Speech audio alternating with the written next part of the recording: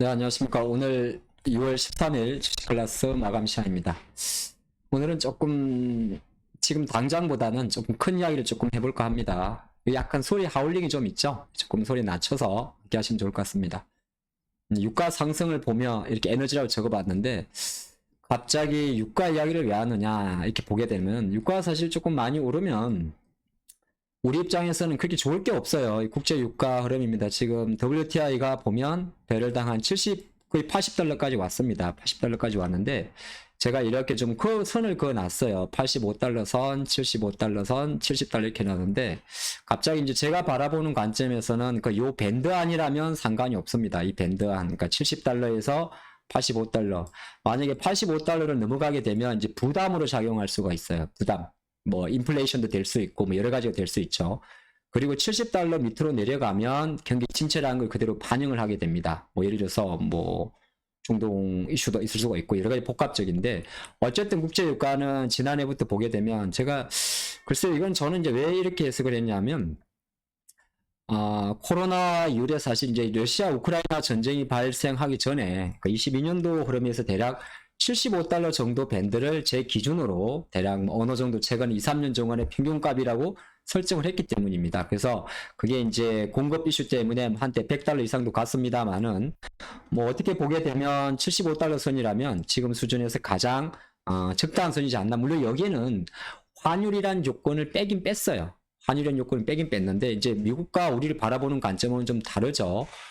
뭐 미국은 사실 환노출이 낮습니다만 우리나라 같은 경우는 또 유가 상승하게 되면 피해보다는 아니죠, 수혜보다는 피해보는 기업이 좀 많습니다. 많기 때문에 충분히 체크해야 되는데 유가 상승에는 크게 두 가지가 있을 수 있어요. 하나로 적용되는 것이 주말에 나왔던 건데 러시아가 이 보면 21년도 기준입니다. 일일 생산량을 놓고 보면 이제 미국과 러시아, 뭐 사우디 세 개 국가가 다 어떻게 보게 되면 하루 1000만 배럴 정도를 생산하게 되는데 러시아가 여기 한 5% 정도 수준이라고 이야기하는 50만 배럴 정도를 감산할 수 있다고 하죠. 물론 이것 자체가 미치는 영향이 막 크지 않을 수는 있어요. 왜 그러냐면 또 미국이라든지 유럽연합에서 러시아산 원유의 상한 쿼터제를 작용하니까. 하지만 이제 공급이 주는 물량이기 때문에 이 러시아는 오펙 플러스 국가입니다. 공급 물량이 주는 보기 때문에 충분히 어느 정도 상승할 수 있는 트리가 되고요. 또 하나가 올해 증시를 바라보는 관점 중에 하나가 아무래도 중국발 부양책이잖아요. 뭐 홍콩 증시 말고 중국 본토를 보시면 될 것 같은데 중국발 부양책이란 단어보다는 다른 한편으로는 뭡니까? 한편으로는 기름을 많이 쓰는 수요용이니까 위드 코로나란 말이죠. 중국의 경제활동 재개.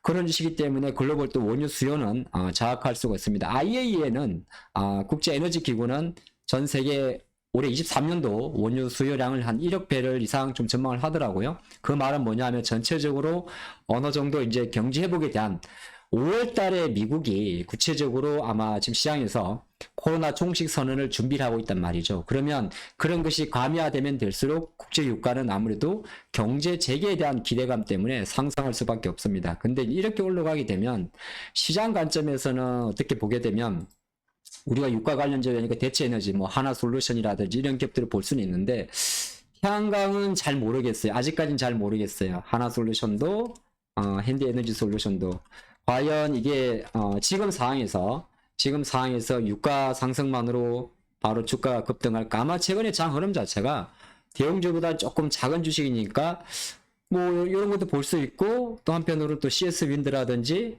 풍력 쪽에서 CS 윈드, 삼강 MNT를 조금 생각 안 하는 건 아닌데 삼강 MNT죠. 근데 어디 글자가 좀 이런 주식들이 아직까지는 자리를 잡고 있지 못해요. 근데 최근의 시장 흐름 특징 자체가 대형주보단 중소형주죠. 그러면 약간만 아이디어를 낸다면 이런 생각이 들 수도 있습니다. CS 윈도보다는 오히려 CS 윈도의 자회사 CS 베어링의 탄력성이 조금 좋을 수가 있고요. 이거 CS 베어링입니다. 이런 게 좀 생길 수가 있지 않나. 그리고 하나솔루션이라는 큰 주식보다는 조금 작은, 뭐 예를 들어서 현대에너지 어디 갔어요?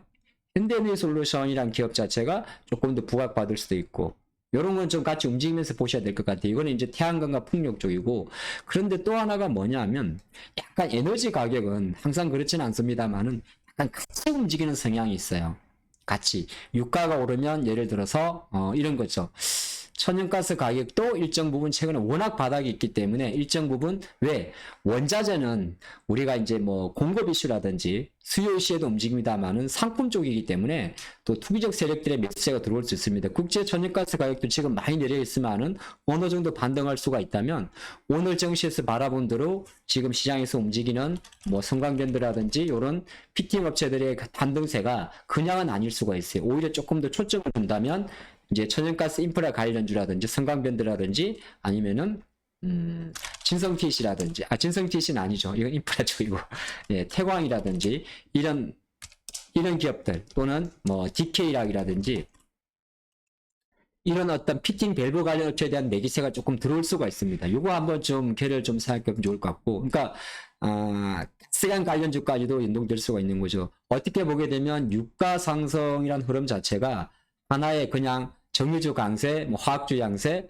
또는 뭐 전기차 강세 이렇게 너무 노멀한 이런 이슈보다 지금 유가를 보면서 전기차 배터리 관련주를 보기에는 조금 부담스럽잖아요. 그것보다는 어느 정도 동반적으로 에너지 관련 섹터에 대한 이슈를 좀 가져올 수 있다. 굳이 내가 010950 이렇게 S5라든지 또는 GS 이런 거 투자하지 않는다 하더라도 어느 정도 충분히 이런 종목들도 움직일 수는 있어요.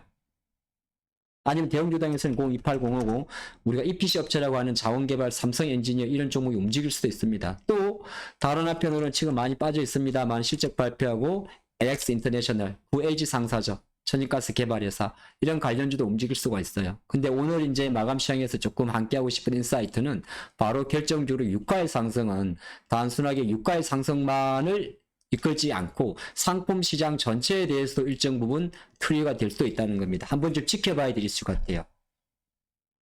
그쵸? 그러면 조금 심스럽게나마 최근에 사실 좀 많이 빠진 게 원자재입니다. 근데 밀 가격이 다시 좀 꿈틀대죠.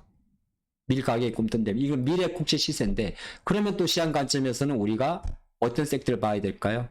뭐 약간 개별주 중에서는 또 농업 관련주도 좀 볼 필요가 있고 에그플레이션 관련주도 볼 필요가 있고 사료 관련주를 볼 필요가 있습니다. 오늘 조금 어떤가요?